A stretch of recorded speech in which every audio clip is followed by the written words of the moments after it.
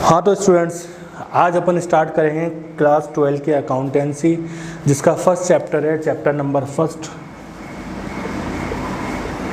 Non profit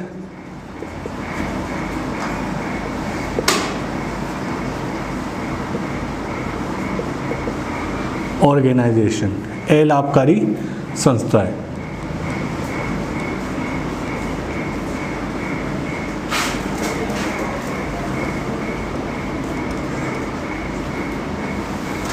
लाभकारी संस्था है वो दोज ऑर्गेनाइजेशन जिनका ऑब्जेक्टिव प्रॉफिट अर्न करना नहीं होता है बेटा, ओनली क्या होता है, सर्विस प्रोवाइड करना होता है।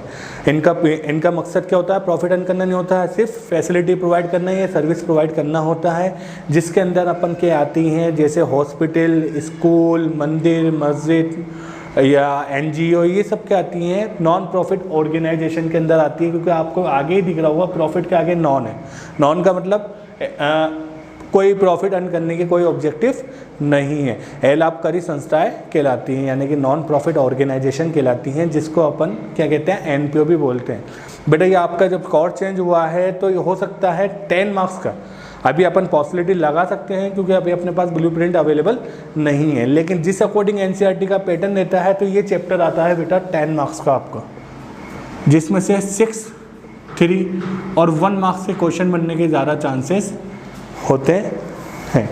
तो नॉन प्रॉफिट ऑर्गेनाइजेशन को दो पार्ट में डिवाइड नॉन प्रॉफिट ऑर्गेनाइजेशन कौन सी ऑर्गेनाइजेशन होती है, जिनका ऑब्जेक्टिव प्रॉफिट अर्न करना नहीं होता, ओनली सर्विस को प्रोवाइड करना होता है, जिसके अंदर हमने आपको बताया स्कूल आ गए, यूनिवर्सिटीज़ आ गई, हॉस्पिटल आ गए, मंदिर आ गए, मस्जिद आ गई, ये सब नॉन प्रॉफिट ऑर्गेनाइजेशन के अंदर आती है। अब भाई बात ये आती है कि नॉन प्रॉफिट ऑर्गेनाइजेशन है तो ये जो प्रॉफिट अर्न नहीं कर रही है लेकिन ट्रांजैक्शन तो चल रहा है ना, इनके पास लेन देन तो हो रहा है ना, उसका हिसाब का पता कैसे चलेगा। तो इस वजह से ये अपना स्टेटमेंट 3 अकाउंट मेंटेन करती है। कौन कौन से, receipt and payment account,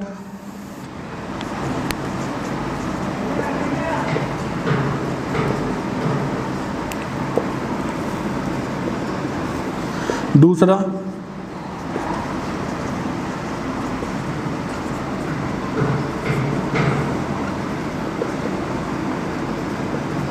income and expenditure account और तीसरी हमारी balance sheet.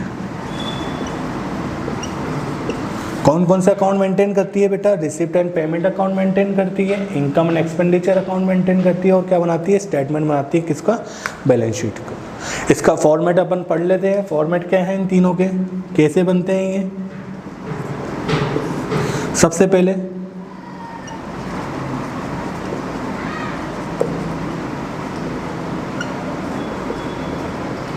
Receipt and payment account,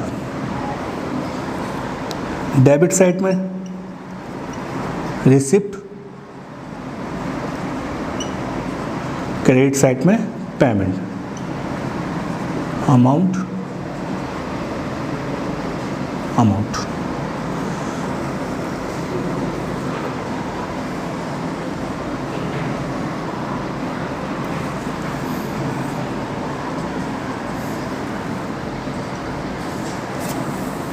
ये तो था बेटा रिसिप्ट एंड पेमेंट अकाउंट का फॉर्मेट, जिसमें डेबिट साइड में हम रिसिप्ट को शो करते हैं और क्रेडिट साइड में हम पेमेंट को शो करते हैं। सेकंड बनता है हमारा क्या,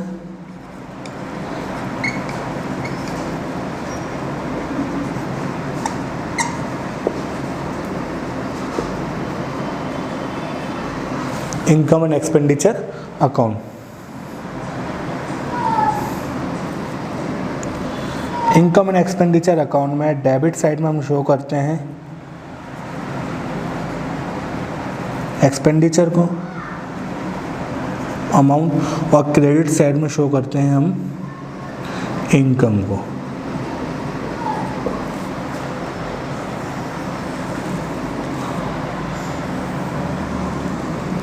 ये डेबिट साइड और ये, और लास्ट आती है बेटा हमारी क्या, balance sheet.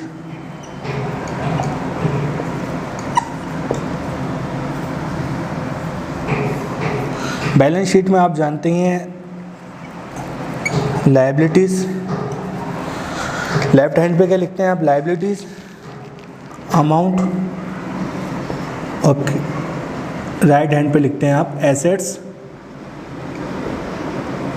Amount.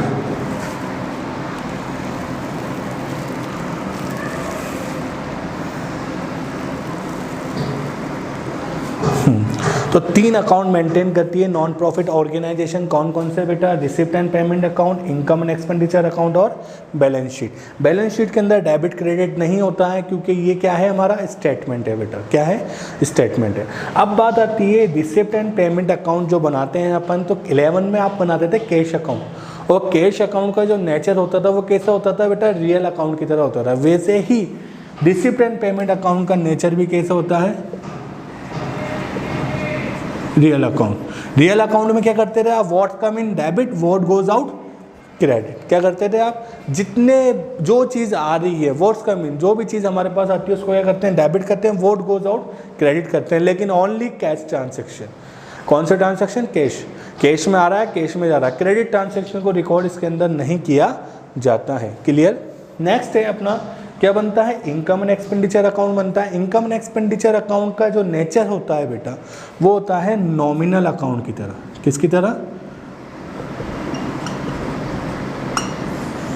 Nominal account. Nominal account में क्या पढ़ा था अपन ने 11 में, all expenses and loss debit, all income and profit credit. इसी तरीके से all expenses and loss debit में आ जाएंगे, ऑल इनकम एंड प्रॉफिट आ जाएंगी क्रेडिट के अंदर। क्लियर यहाँ तक, यहाँ तक कोई डाउट आपको, भाई जितने भी खर्चे और इनकम है वो कहाँ पे, और जितने भी खर्चे और लॉस है वो डेबिट में, और जितने भी इनकम और प्रॉफिट है वो क्रेडिट में। इसका नेचर होता है नॉमिनल अकाउंट की तरह, क्योंकि 1 नंबर में 2 नंबर में क्वेश्चन आ जाता है, इनके नेचर पूछ लेता है और बच्चों को पता नहीं होता। बच्चे पढ़ते तो हैं और ईजी चैप्टर है, आप ईजीली आप इसको कवर कर सकते हैं और अच्छे मार्क्स का चैप्टर है। 10 मार्क्स का हो सकता है आपका ये चैप्टर हो, 6 मार्क्स का क्वेश्चन इस साल इसमें से आ सकता है। पॉसिबिलिटीज़ हैं, एक बार ब्लू प्रिंट आ जाए और क्लियर अपन कर लेंगे।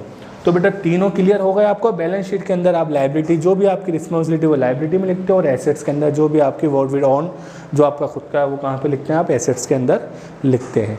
अब यहाँ तो कोई डाउट हो तो बेटा डाउट क्लासेस जब भी होगी हमारी, उसके अंदर आप मेरे से पूछ लेना। अब आगे बढ़ते हैं बेटा अपन।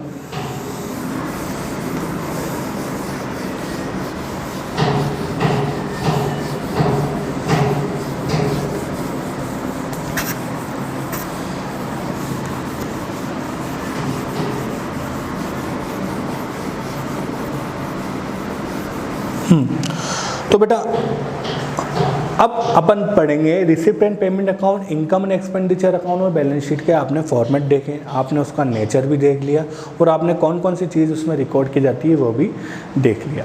अब बेटा अपन बात करते हैं रेवेन्यू नेचर में और कैपिटल नेचर में डिवाइड करते हैं बेटा इसको। किस किस में, रेवेन्यू नेचर में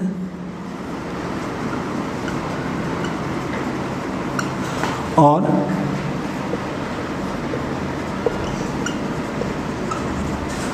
कैपिटल नेचर में। रेवेन्यू नेचर और कैपिटल नेचर में क्यों डिवाइड करा है, सबर बेटा सबर, सब बताऊंगा मैं आपको बिल्कुल क्लियरली। बस इस नोट्स को आप कवर कर लेना, पूरा का पूरा चैप्टर आपको इजीली आ जाएगा सबर करके। लेकिन सबर का फल बहुत मीठा होता है। बीच बीच में क्वेश्चंस आ रहे हैं तो अभी वो बीच में ही रखो, दिमाग में ही रखो, आप मेरे से पूछना डाउट क्लासेस के अंदर। अब बात करते हैं अपन रेवेन्यू नेचर और कैपिटल नेचर। बात कर रहे थे बेटा अपन रेवेन्यू नेचर की और कैपिटल नेचर में। इनकम एंड एक्सपेंडिचर में अपन रेवेन्यू नेचर के आइटम शो करते हैं करंट ईयर के पीरियड से अकॉर्डिंग, और कैपिटल नेचर के आइटम जो आते हैं वो आते हैं बैलेंस शीट में, क्योंकि लॉन्ग टर्म पीरियड की चीज़ें कहाँ जाती हैं, पूंजीगत जितनी भी होती हैं वो सब जाती हैं बैलेंस शीट में, और आयगत जो आती हैं वो कहाँ जाती हैं बेटा अपनी इनकम एंड एक्सपेंडिचर अकाउंट पे। तो रेवेन्यू नेचर यानी करंट ईयर के पीरियड की जो भी आइटम है वो कहाँ पे रिकॉर्ड करेंगे अपन बेटा, इनकम एंड एक्सपेंडिचर अकाउंट में। कैसे रिकॉर्ड करते हैं, अगर रेवेन्यू नेचर में हमें रिसिप्ट हुई है, क्या हुई है बेटा, रेवेन्यू नेचर में हमारे पास रिसिप्ट हुई है, वो जाएगी बेटा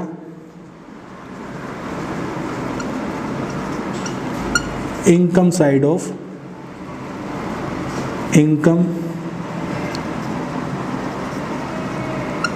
and expenditure account. Revenue nature में अगर हमें रिसिप्ट हो रही तो कहाँ जाएगी, income side of income and expenditure account. और रेवेन्यू नेचर में हम पेमेंट कर रहे हैं तो वो जाएगा बेटा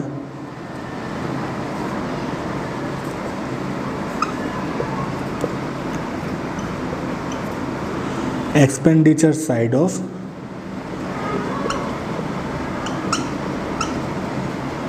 इनकम एंड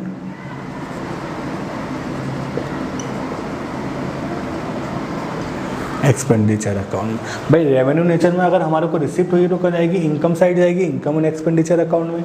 और अगर पेमेंट करना है तो एक्सपेंडिचर साइड जाएगा, इनकम एंड एक्सपेंडिचर अकाउंट में। ध्यान रखना रेवेन्यू नेचर में यानी कि करंट ईयर से related.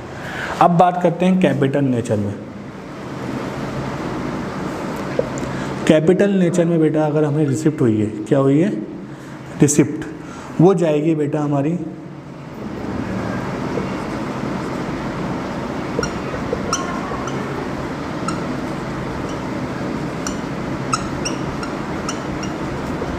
Liability sides of balance sheet के अंदर। और पेमेंट कर रहे हैं अपन कैपिटल नेचर में, पेमेंट कर रहे हैं तो वो जाएगा बेटा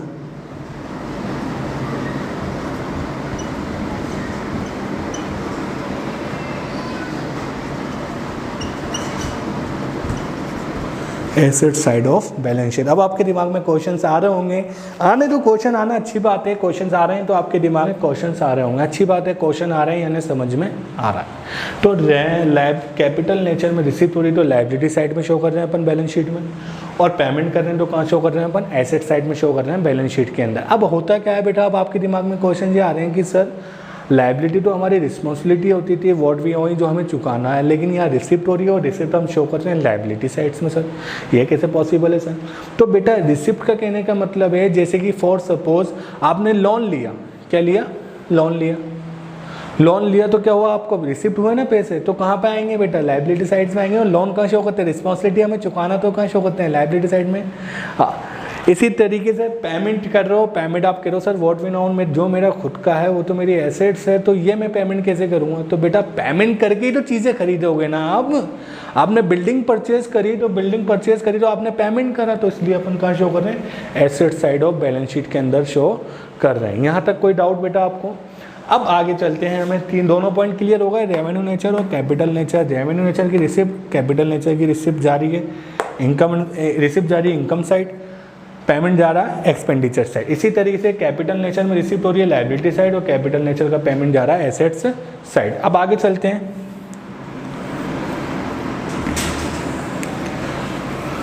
फर्स्ट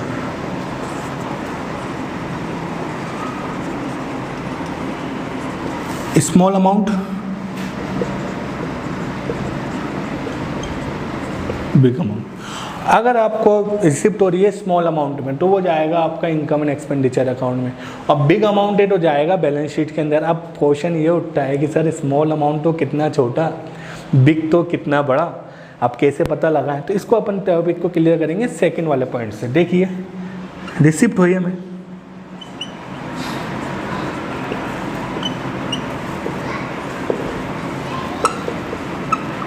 जनरल पर्पस से रिसिप्ट हुई, किस पर्पस पे, जनरल पर्पस पे, तो ये जाएगा income side of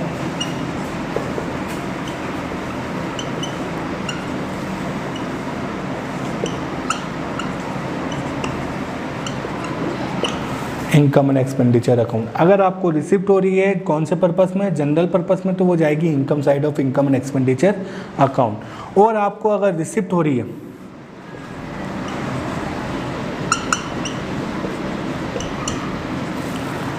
specific purpose के लिए, काहे के लिए,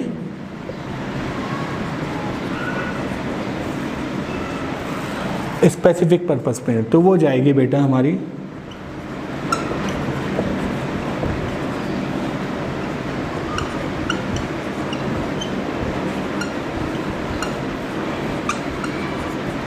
liability sides of balance sheet के अंदर जाएगी। रेवेन्यू नेचर में रिसिप्ट हो रही है जनरल पर्पस के नहीं तो शो कर रहे हैं बेटा income side of income and expenditure account में, और रिसिप्ट हो रही है स्पेसिफिक पर्पस के नहीं तो शो कर रहे हैं liability side of balance sheet के अंदर। अब बात आती है जनरल पर्पस और स्पेसिफिक पर्पस। जनरल पर्पस बेटा मंदिर में गए हमने 100-200 दान पेटी में डाल दिए, डोनेशन बॉक्स में डाल दिए, तो क्या है जनरल पर्पस है। और एक अपन स्पेसिफिक पर्पस के साथ मंदिर में जाके बोल रहे हैं कि भाई 2 लाख रुपए लो, मंदिर की छत डाल देना या मंदिर में ऐसी लगा देना, तो उसके साथ अपन ने क्या जोड़ दिया, स्पेसिफिक पर्पस जोड़ दिया बेटा। क्या जोड़ दिया, स्पेसिफिक पर्पस। तो वो कहाँ जा रहा है हमारा, बैलेंस शीट के अंदर लायबिलिटी साइड में जाएगा, क्योंकि स्पेसिफिक पर्पस अपन ने उसके साथ जोड़ दिया। अब हमेशा याद रखना कभी भी जनरल पर्पस बिग अमाउंट हो सकता है, तो बिग अमाउंट है तो वैसे ही बैलेंस शीट में आ जाएगा, लेकिन स्पेसिफिक पर्पस कभी भी स्मॉल अमाउंट में नहीं होगा। 100-200 500 रुपये के यूँ नहीं बोलोगे आपके मंदिर की छत डाल दो, आपको खुद को भी शर्म आएगी कि भाई 100-200 500 रुपये बोल के आप कह रहे हो हाँ भाई छत डाल दो। तो स्पेसिफिक पर्पस कभी भी स्मॉल अमाउंट नहीं होगा। बिग अमाउंट जनरल भी हो सकता है और स्पेसिफिक भी है, तो जनरल है और बिग है तो वैसे ही लायबिलिटी साइड्स में आएगा, और स्पेसिफिक है तो लायबिलिटी साइड में आएगा, लेकिन स्मॉल अमाउंट स्पेसिफिक नहीं होगा। तीसरा पॉइंट आता है इसमें पेमेंट। पेमेंट कर रहे हैं जिससे अपन बेनिफिट कब उठाएंगे, करंट ईयर में।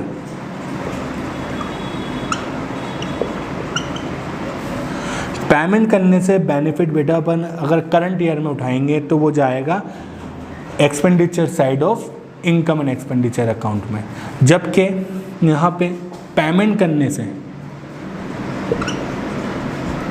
बेनिफिट फ्यूचर में उठाएं अपन तो वो जाएगा एसेट साइड ऑफ, और asset side of balance sheet के अंदर जाएगा। क्या पेमेंट करने से बेनिफिट, अब क्या होगा, क्वेश्चन आ रहे होंगे सर करंट ईयर में बेनिफिट उठा रहे हैं तो अपन जा रहा है इनकम एंड एक्सपेंडिचर अकाउंट में, पेमेंट करने से फ्यूचर में उठा रहे हैं, ये कैसे सर। मैंने फॉर सपोज बेटा इस साल का रेंट पेड करा, इस साल का तो करंट ईयर में पेड करा ना, तो करंट ईयर में बेनिफिट उठा रहा हूँ करंट ईयर में, तो वो जा रहा है मेरा कहाँ पे, expenditure side of income and expenditure account में। लेकिन अगर मैंने पेमेंट करने से बेनिफिट में कब उठा रहा हूँ, फ्यूचर में उठा रहा हूँ बेटा। कब उठा रहा हूँ, फ्यूचर में। फ्यूचर में कैसे, मैंने रेंट पड़ा इस साल के साथ साथ मैंने नेक्स्ट ईयर का रेंट भी पेड कर दिया, तो मैं उससे बेनिफिट कब उठाऊंगा, फ्यूचर में उठाऊंगा, तो वो जाएगा हमारा कहाँ पे, asset side of balance sheet के अंदर। तो सारे पॉइंट क्लियर हो गए होंगे यहाँ तक आपके। फर्स्ट अपन ने सबसे पहले क्या पढ़ा कि नॉन प्रॉफिट ऑर्गेनाइजेशन होती क्या है। नॉन प्रॉफिट ऑर्गेनाइजेशन आपको पता है लाभकारी संस्था होती है जिसका ऑब्जेक्टिव प्रॉफिट अर्न करना नहीं होता है। उसके बाद आपने पढ़ा कि भाई ट्रांजैक्शन है तो ये रिकॉर्ड भी तो करती होगी, तो ये रिकॉर्ड कैसे करती होगी, तो भाई इसके लिए 3 स्टेटमेंट बनाती है, ये 2 अकाउंट और एक स्टेटमेंट बनाती है। First receipt and payment account बनाती है, second income and expenditure account बनाती है, और थर्ड बैलेंस शीट बनाती है। रिसिप्ट एंड पेमेंट अकाउंट जो होता है उसका नेचर कैसा होता है, हमारा रियल अकाउंट की तरह होता है। जैसे अपन 11 में कैश अकाउंट बनाते थे वैसे ही होता है, कैश से रिलेटेड ट्रांजेक्शन हम उसके अंदर करते हैं। दूसरा है हमारा क्या, इनकम एंड एक्सपेंडिचर अकाउंट, उसका नेचर नॉमिनल की तरह होता था। नॉमिनल में क्या करते थे बेटा अपन, नॉमिनल अकाउंट में क्या किया जाता था, नॉमिनल अकाउंट की तरह होता है। और इसका ये बनता कैसे है, अपन जो 11 में प्रॉफिट एंड लॉस अकाउंट बनाते थे, P&L अकाउंट बनाते थे, वैसे ही इनकम एंड एक्सपेंडिचर अकाउंट बनता है। तीसरा आपका बैलेंस शीट ही है, बैलेंस शीट में आप लायबिलिटी साइड और एसेट साइड हुआ करती थी जो आपने 11 में भी पढ़ी। उसके बाद आपने पढ़ा रेवेन्यू नेचर और कैपिटल नेचर। रेवेन्यू नेचर में अगर रिसिप्ट हो रही है, रेवेन्यू नेचर करंट ईयर से रिलेटेड है, capital nature long term period है। तो रेवेन्यू नेचर में रिसिप्ट हो रही है तो अपन इनकम साइड शो कर रहे हैं, और पेमेंट हो रहा है तो एक्सपेंडिचर साइड शो कर रहे हैं। कैपिटल नेचर में रिसिप्ट हो रही है तो लायबिलिटी साइड शो कर रहे हैं, कैपिटल नेचर में पेमेंट कर रहे हैं तो एसेट साइड शो कर रहे हैं। इसी तरीके से बेटा स्मॉल अमाउंट है, कुछ ट्रांजैक्शन और हैं इसके जो अच्छे टॉपिक हैं और आपके इजीली क्लियर हो जाएंगे। स्मॉल अमाउंट है तो इनकम एंड एक्सपेंडिचर अकाउंट में, बिग अमाउंट है तो बैलेंस शीट के अंदर। अब प्रॉब्लम ये आती है स्मॉल और बिग को कैसे चेक करें, तो बेटा रिसिप्ट हो रही है जनरल पर्पस की नहीं है तो income side of income and expenditure account, और रिसिप्ट हमें स्पेसिफिक पर्पस की नहीं हो रही है तो liability side of balance sheet के अंदर शो करेंगे। अब रिसिप्ट आपको बता दिया मैंने पहले ही, भाई कभी भी जनरल पर्पस सॉरी, कभी भी स्पेसिफिक पर्पस स्मॉल अमाउंट नहीं होगा, जबकि जनरल पर्पस बिग अमाउंट हो सकता है। तो बिग अमाउंट है तो वैसे ही बैलेंस शीट में आएगा, और स्मॉल अमाउंट है तो इसमें आएगा, लेकिन स्पेसिफिक पर्पस तो कभी भी स्मॉल अमाउंट ना होगा। फिर आपने पढ़ा पेमेंट करने से बेनिफिट आप करंट ईयर में उठा रहे हैं तो इनकम एंड एक्सपेंडिचर अकाउंट में, और पेमेंट करने से बेनिफिट अगर फ्यूचर में उठा रहे हैं तो आप क्या शो कर रहे हैं बैलेंस शीट में, जिसमें रेंट का एग्जांपल दिया अपन ने। रेंट के बेनिफिट अपन ने अगर करंट ईयर में उठाए तो अपन इनकम एंड एक्सपेंडिचर अकाउंट में शो कर रहे हैं, और रेंट से बेनिफिट अगर अपन फ्यूचर में उठा रहे हैं तो अपन कहाँ शो कर रहे हैं, बैलेंस शीट के अंदर शो कर रहे हैं। तो बेटा यहाँ तक आपके समझ में आ गया होगा। नॉन प्रॉफिट ऑर्गेनाइजेशन को एक बार आप रीड करना अपनी बुक से। बुक का नाम आप कौन सी बुक लाएंगे, टी.एस. गिरेवाल की बुक लाएंगे, जिससे आप इजीली इसको क्लियर करेंगे। तो ध्यान रखना टी.एस. गिरेवाल की फर्स्ट बुक तो आप अभी लेकर आ जाएं, क्योंकि अपन जब इसके टॉपिक नोट्स क्लियर हो जाएंगे उसके बाद अपन क्या स्टार्ट करेंगे, इसके क्वेश्चंस स्टार्ट करेंगे, जिससे कि आपके और क्लियर हो जाए। तो कौन सी बुक लानी है आपको, टी.एस. गिरेवाल की बुक लानी है। यहाँ तक कोई डाउट है तो आप प्रॉब्लम लिख कर रखना, वो अपन शेयर करेंगे जब भी अपनी डाउट क्लासेस होगी उसके अंदर अपन शेयर करेंगे, ठीक है। आगे का टॉपिक बेटा अपन कल देखेंगे। कितने मिनट की हुई था? हाँ बेटा, यहाँ तक आपके समझ में आ गया होगा। अब इसके कुछ ट्रांजैक्शन है, सम स्पेशल ट्रांजैक्शन, उसके बारे में अपन पढ़ते हैं।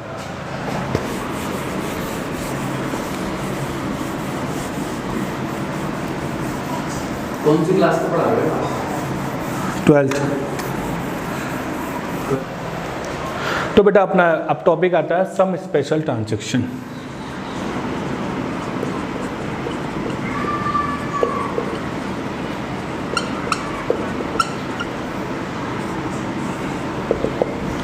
सम स्पेशल ट्रांजैक्शन में होता क्या है, इसको भी आप ढंग से देखना। सम स्पेशल ट्रांजैक्शन के बारे में अपन पढ़ेंगे। सम स्पेशल ट्रांजैक्शन में सबसे पहले आता है सब्सक्रिप्शन। सब्सक्रिप्शन बोलते हैं बेटा अपन चंदे को। किसको बोलते हैं बेटा? चंदे को। किसको बोलते हैं सब्सक्रिप्शन? चंदे को। दूसरा पॉइंट आता है हमारा donation.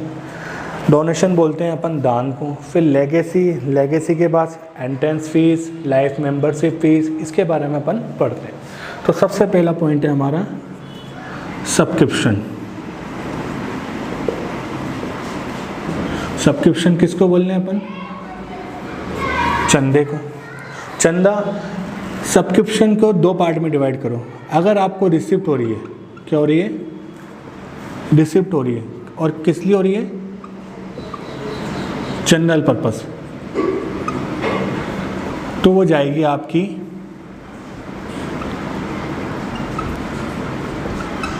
Income side of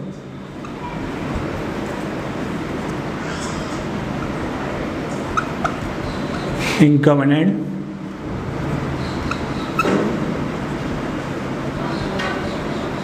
expenditure account में। और आपको सब्सक्रिप्शन से रिसिप्ट हो रही है, भाई जाहिर की बात है एनपीओ ऑर्गेनाइजेशन है तो चंदे वगैरह ज़्यादा आएंगे, स्पेसिफिक पर्पस के लिए।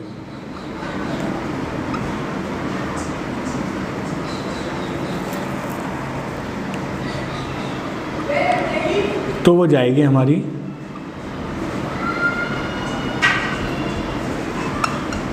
Liability side of balance sheet में। दूसरा है डोनेशन। डोनेशन किसको बोलते हैं अपन? दान को। तो डोनेशन हमें रिसिप्ट हो रही है और वही जनरल पर्पस है, तो जाएगी income side of income and expenditure account.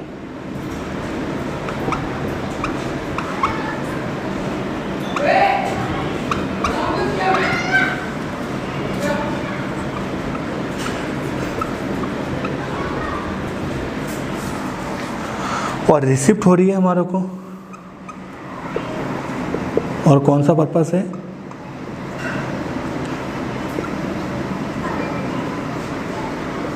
Specific purpose है, तो वो जाएगा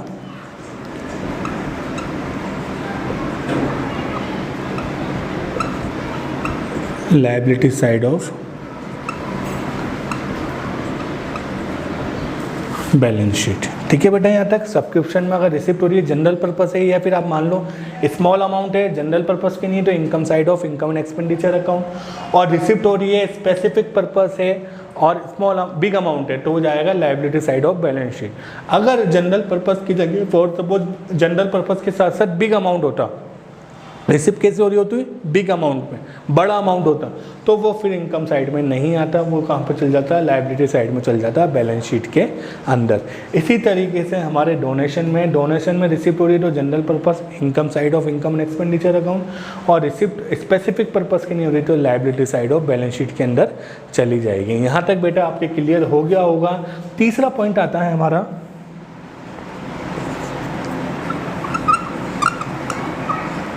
लेगेसी बोलते हैं बेटा अपन विल को।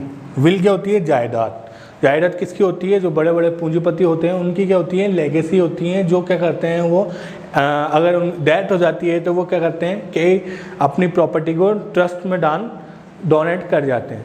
तो लेगेसी छोटी मोटी नहीं होती है, अपनी बात नहीं चल रही है, यहाँ पे बात किसी चल रही है जिनकी लेगेसी बहुत बड़ी बड़ी है। तो लेगेसी कहाँ पे जाएगी? उनकी विल बिग स्मॉल अमाउंट हो नहीं सकता क्योंकि बहुत बड़ी होंगी, तो ये सारी की सारी क्या होंगी? लायबिलिटी साइड में जाएंगी, liability side of balance sheet. कहाँ पे जाएंगे बेटा? Liability side of balance sheet के अंदर जाएंगी, क्योंकि लेगेसी छोटी नहीं होती है किसी भी पूंजीपति की या बड़े इंडस्ट्रियलाइज में ऑनर की जायदाद क्या होती है? बड़ी होती है, और वो अगर अपनी डेथ के बाद ट्रस्ट को डोनेट करना चाहता है तो वो कहाँ जाएगी? पूरी की पूरी लायबिलिटी साइड में जाएगी बैलेंस शीट के अंदर। यहाँ तक आपके क्लियर हो गया होगा। अब आप एक काम करना है, इसको एक बार नोट डाउन करके वीडियो पुश करके नोट डाउन कर लेना, नोट डाउन करके पढ़ने की कोशिश पढ़ना इसको। और बुक टी.एस. गिरेवाल लाएंगे अपन, जिससे कि हमारे को बुक जो लानी है आपको कौन सी लानी है? टी.एस. गिरेवाल की लानी है बेटा, और अदर बुक मत लाना है। फर्स्ट पार्ट परचेज कर लाना है, सेकंड और थर्ड पार्ट जब हम पढ़ाएंगे जब अपन मंगवा लेंगे। तो फर्स्ट पार्ट किसका लाना है आपको? टी.एस. गिरेवाल का लाना है, उससे अपन इसके आगे के क्वेश्चंस करेंगे। अभी और बाकी है वो अपन नेक्स्ट क्लास के अंदर क्लियर करेंगे। Thank you.